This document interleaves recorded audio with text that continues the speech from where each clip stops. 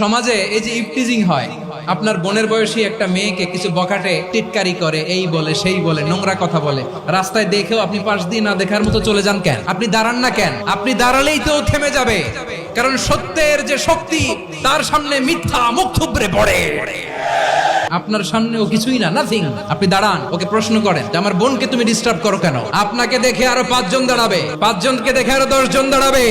আমাদের নীরবতা আর আমাদের নিশ্চুপ থাকাই জালিমদেরকে আরো শক্তিশালী জালিম বানিয়েছে। টেন্ডারবাজি, চাঁদাবাজি, দুর্নীতি, অপরাধ, দখলদারিত্ব, মজুদদারি, এগুলো সবকিছু একসাথে প্রতিরোধ করতে হবে, ঠিক কিনা বলেন? এই যে নতুন বাংলাদেশের এক সুযোগ এসেছে, আর জীবনে হয়তো আসবে। আসুন দেশটাকে আমরা সাজাই, আসুন আমরা এক দল আরেক দলকে নিশ্চিহ্ন করার যে রাজনীতি, এটা বন্ধ করি। সব দলের প্রতি আমার আহ্বান, আল্লাহর শপথ নিয়ে বলি, এই নাসিহাত গুলো সবার জন্য, সব দলের জন্য, সব মতের মানুষের জন্য। আমরা কোনো দলের প্রতি মানুষকে ডাকি না, আমরা ডাকি ইসলামের দিকে।